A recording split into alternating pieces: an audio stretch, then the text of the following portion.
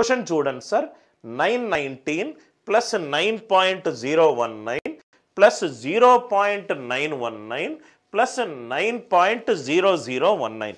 నాకు question important కాదు, నేను కొన్ని కీ పాయింట్స్ మీకు చెప్పాలనుకుంటున్నాను.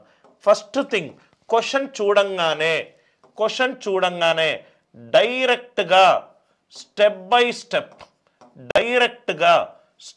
స్టెప్ సాల్వ్ చేసే ప్రయత్నము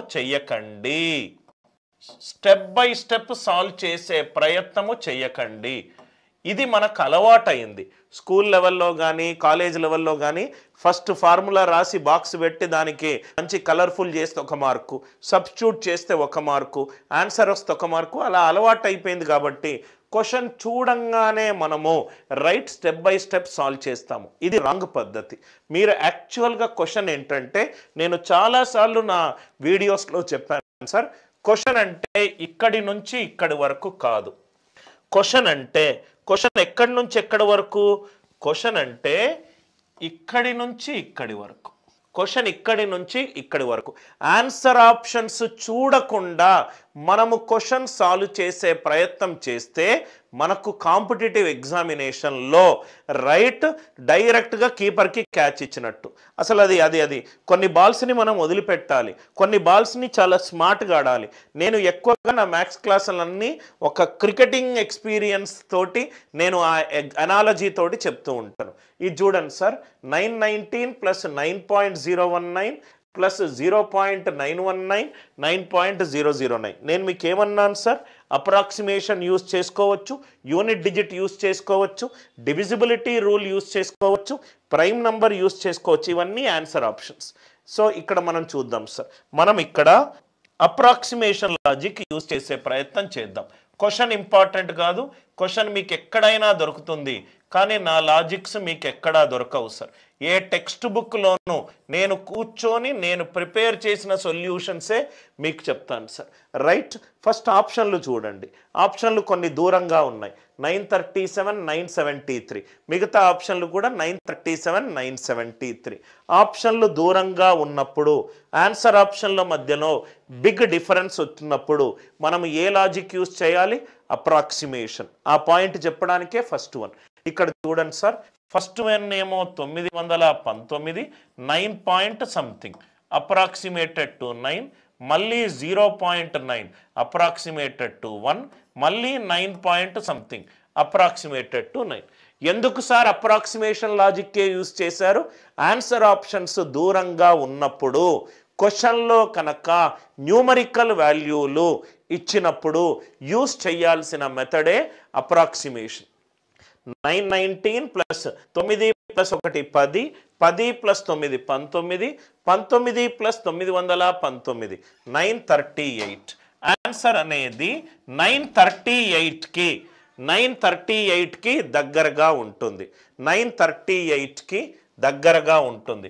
ఎప్పుడైతే నేను 938కి దగ్గరగా ఉంటుందో ఆప్షన్ బి పోయింది, ఆప్షన్ డి పోయింది. ఆర్ యు ఆల్ విత్ మీ?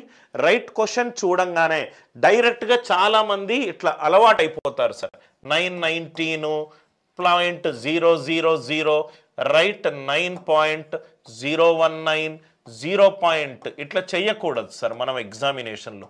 9.0019 ఇలా మనము చేయకూడదు. ఆర్ యు ఆల్ విత్ మీ? ఇలా చేస్తే ఆన్సర్ వస్తుంది, కానీ గేమ్లో ఓడిపోతాము. ఆన్సర్ ఆప్షన్స్ దూరంగా ఉన్నప్పుడు అప్రాక్సిమేషన్ టెక్నిక్ యూజ్ చేయాలి. ఆన్సర్ 938 దగ్గరగా ఉంది. ఆప్షన్ బి పోయింది, ఆప్షన్ డి పోయింది. ఆర్ యు ఆల్ విత్ మీ? మనకు ఎన్ని మిగిలాయి? 2 ఆప్షన్లు మిగిలాయి. రైట్, నవ్వు ఇక్కడ అప్రాక్సిమేషన్ చేసాం. ఇంకోటి రైట్ డిజిటల్ సమ్, ఇంకోటి డిజిటల్ సమ్. ఈ డిజిటల్ సమ్ కూడా మనకు ఇక్కడ ఒక ఆప్షన్ ఉంది, ఇక్కడ ఒక ఆప్షన్ ఉంది. చూస్తే ఆన్సర్ 938కి క్లోజెస్ట్గా ఉంది. ఇదేమో 937.9, 938కి క్లోజెస్ట్గా ఉంది.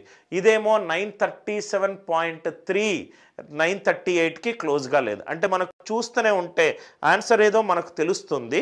జస్ట్ వెరిఫికేషన్ కోసము ఇక్కడ మీరు అబ్జర్వ్ చేస్తే రైట్ 9399. నా ఇంకోటి కూడా చూడండి సార్, ఈ 2 నంబర్లు నాకు ఆన్సర్ ఇంపార్టెంట్ కాదు.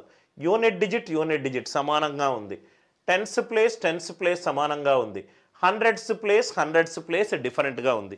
యూనిట్స్ ప్లేస్ సేమ్గా ఉంది, టెన్స్ ప్లేస్ సేమ్గా ఉంది, హండ్రెడ్స్ ప్లేసే